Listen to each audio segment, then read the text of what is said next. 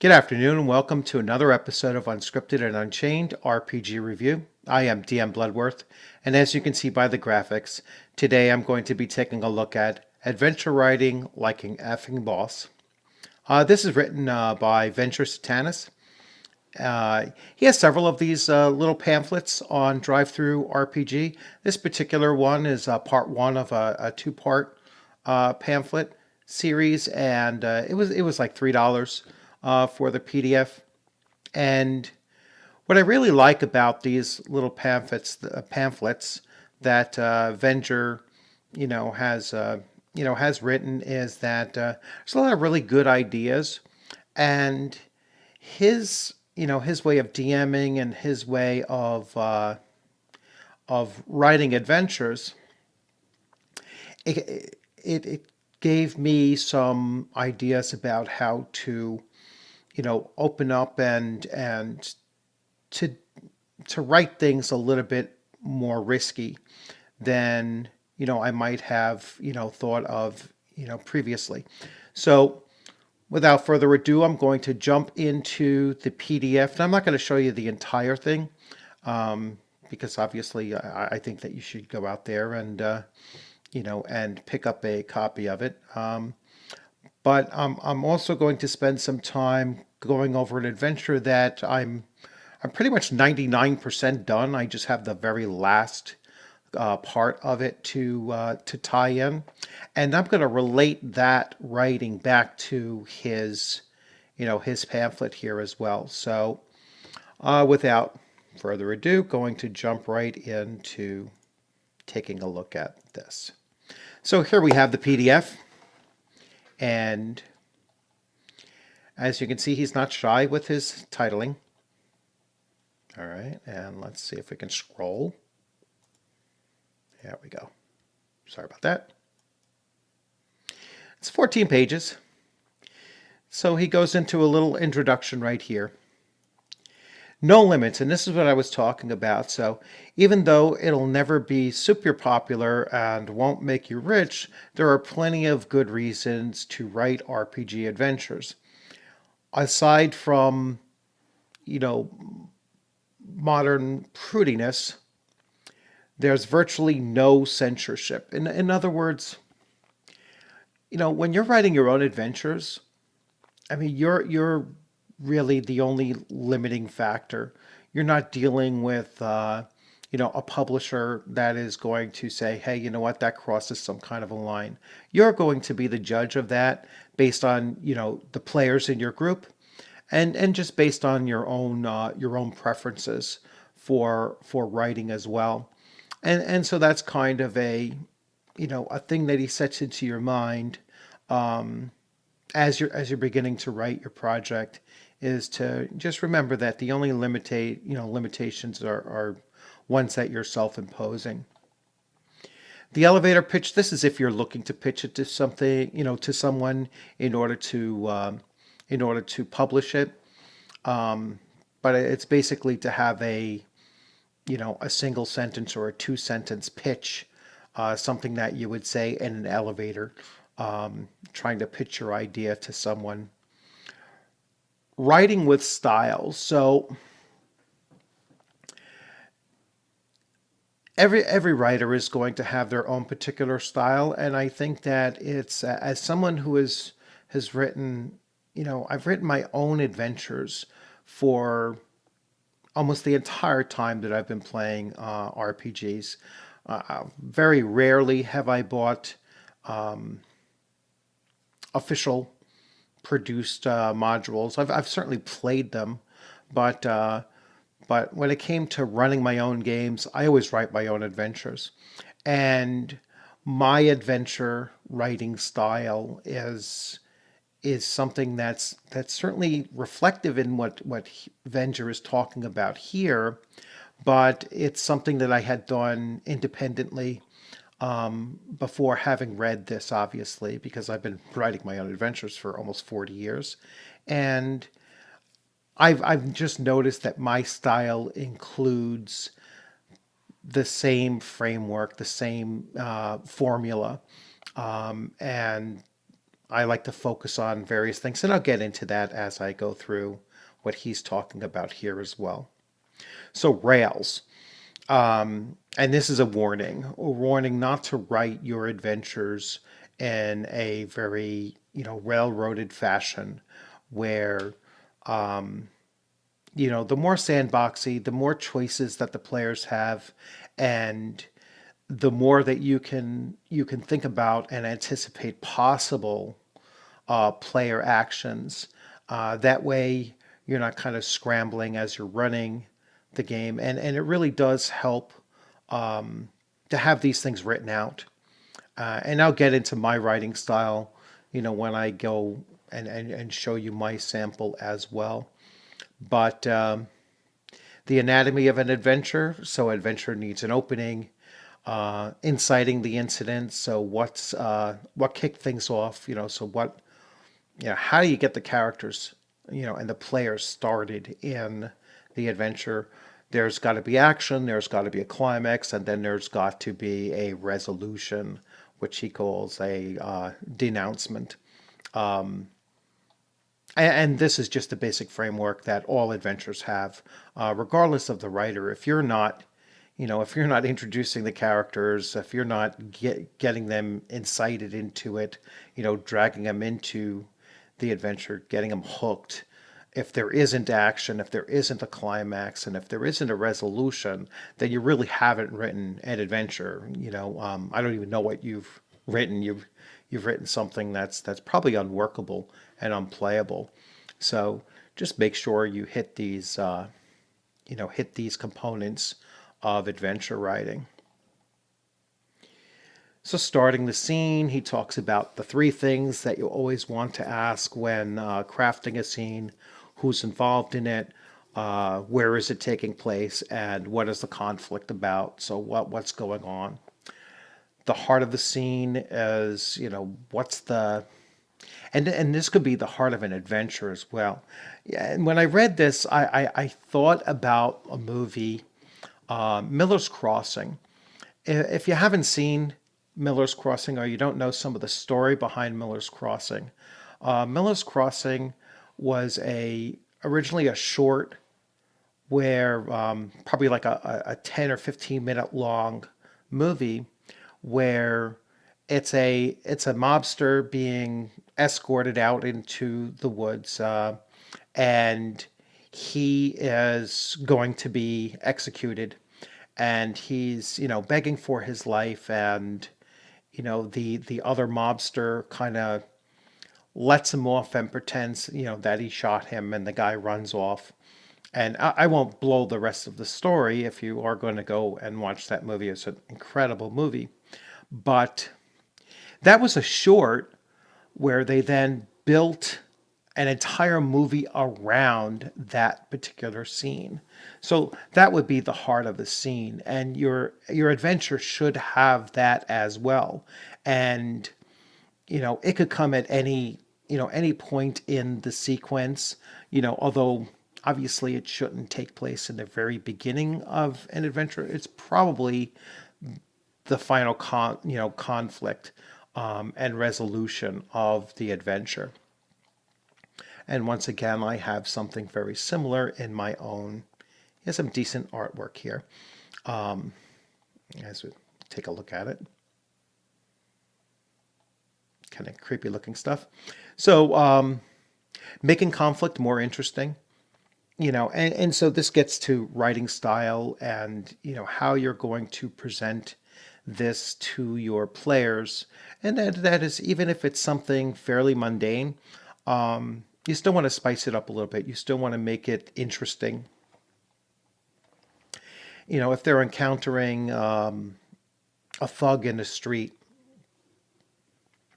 have something a little bit more interesting than just saying, all right, you're attacked by a group of thugs in the street, and you don't really describe them in any particular way.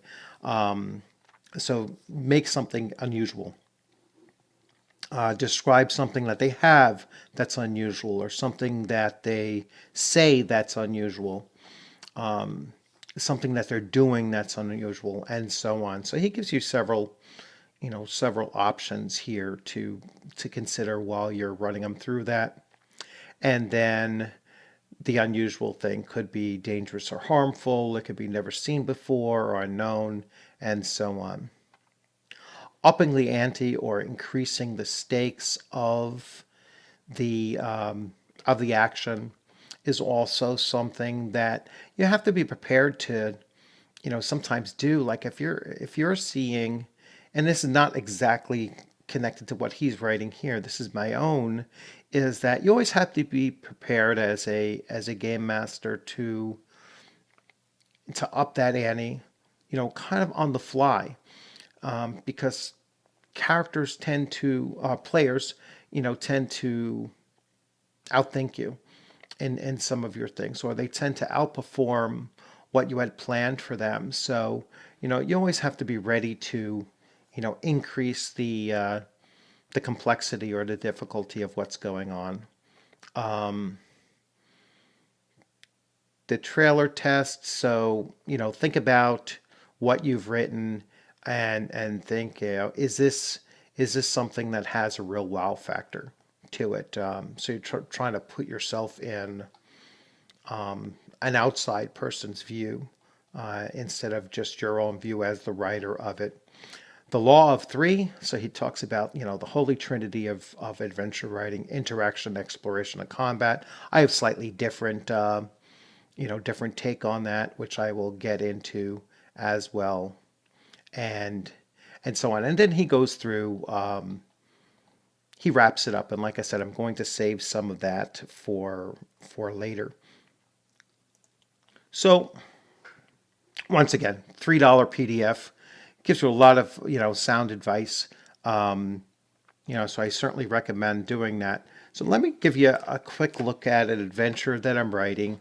And like I said, I'm like 95% or maybe even more complete with it. I just have a few little loose ends to do, but I'll show you the preview of it.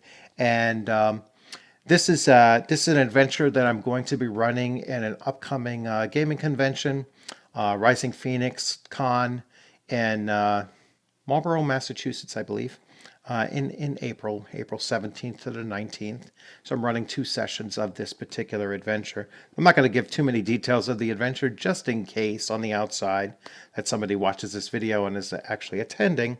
But this adventure is made for Gangbusters BX edition, and this is an OSR product, and this was produced by Mark Hunt.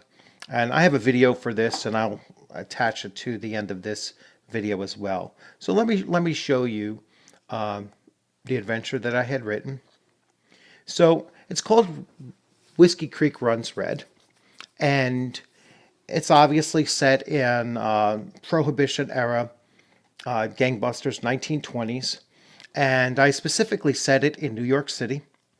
And this player introduction here is straight from the history books. This is I wanted to do some research, and that's one thing that I believe in doing, is that when I write something that's in a historical setting, I like to really find that information that's accurate and utilize it. So I actually went and looked up the NYPD in the 1920s, and very specifically, what were their activities that they were doing around Prohibition at the time, and found some period pictures there.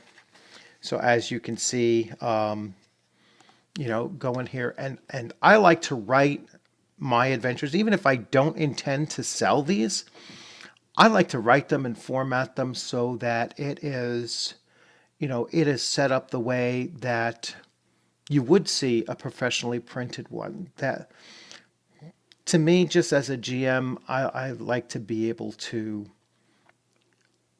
run it like it's a real, adventure, and have it laid out so that when the players do see it afterwards, and they see what how it was set up and everything, they can better appreciate what went into, the process of the writing, and really see how the story does connect to what I was looking to do. And that's just part of my writing style. So again, more, period pieces. So the 2020 roll call, and this is something that I came up because I like to do plays on words and names.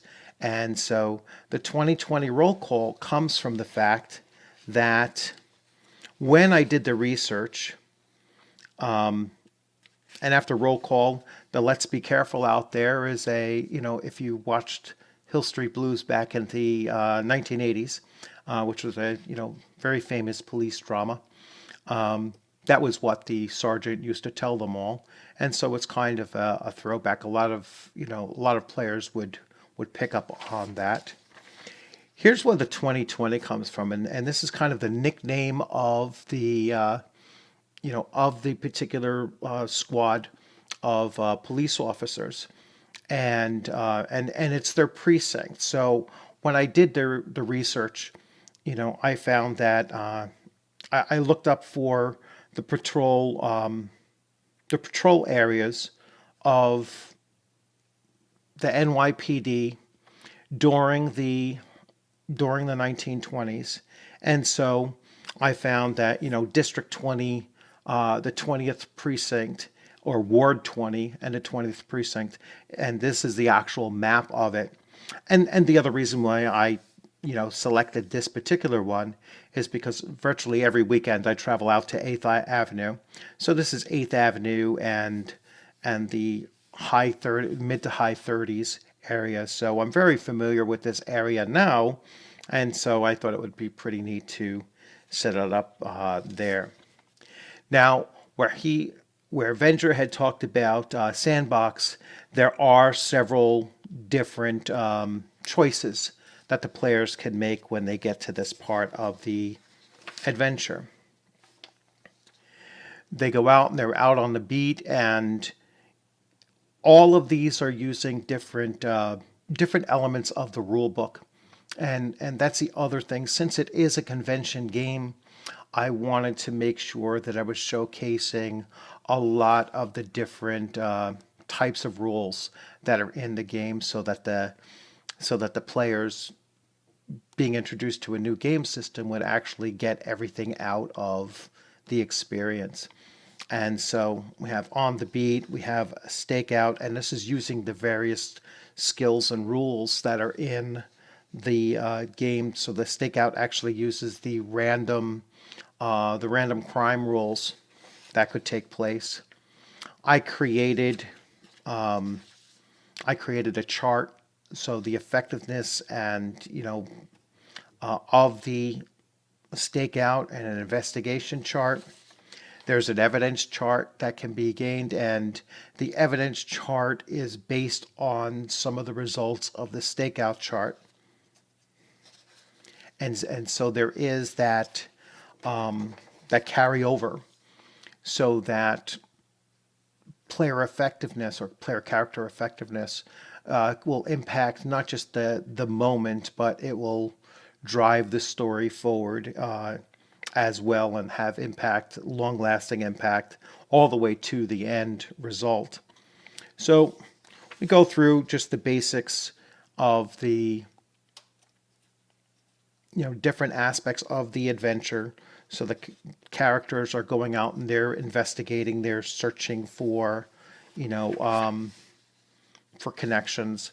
There is so there's combat here, where they get into a brawl, and then they gather more information as they go through. They have to get a warrant, and that evidence chart and the effectiveness of their roles on the evidence chart will impact their ability to get an effective warrant to go further. They will get some leads, do some more investigation along with that warrant, and the type of warrant that they're able to get, the flexibility of the warrant that they're able to get, will once again impact some of these potential outcomes. going on, they, will have the next step in their investigation. And you can see I'm putting in photographs, period photographs that kind of tie into the story overall. Now we start getting close to the main climax of the adventure, and here is Whiskey Creek and the distillery operation that they cover, and then finally we get to the very end where you have Whiskey Creek here, and then you'll have Running Red here, and so that those two events kind of bring the title of the adventure together. I then have the NPCs, all set up for it. And finally, if I do actually produce this to be handed out, I do have the open game license printed on the last page. So as you can see, I mean, writing adventures isn't, in my opinion, it's not as open-ended and sandboxy as, to one extreme where you're just going in there with a couple little scraps of paper and a general idea of what you're looking to do. To me, I like to have a much more fleshed out, but still have it where there's a lot of flexibility built into it. So yes, it does take, quite a bit of labor and writing time. This adventure probably took me, even though I kind of procrastinated a little bit, probably took me close to like between 15 and 20 hours to actually write. And like I said, I still probably have about another hour to go in just tying up a few loose ends with it. But, getting back to Venger's product here, adventure writing like a fucking boss, he has some really good ideas and hints about, what you should be doing and what you should be thinking about. And later on, when I do part 2 of this, I will connect it back up to this video and this, particular part of it as well. So, so I had to check my message. So once again, I hope you enjoyed this video. If you have any questions or comments, please leave them in the questions and comments section. If you haven't subscribed, please consider subscribing. Give it a thumbs up if you enjoyed the video, and share if you want to spread the word out about this product to your friends and your gaming group. And once again, thanks for joining. I look forward to seeing you on the gaming screen sometime soon. If you're going to that convention, I'm going to be running this adventure in that convention. It's the Rising Phoenix Con, April 17th to the 19th in, I believe it's Marlborough, Massachusetts. I'll have to double check that later. I'm going to do a separate video on just that, because I do have another game and another adventure that I'm writing for that. I'm running a total of 4 sessions while I'm down there, plus looking to play at least in 1 session, possibly 2 myself. So a lot of gaming planned for that upcoming convention. So once again, you'll have a great remainder of your Sunday afternoon, and I look forward to seeing you.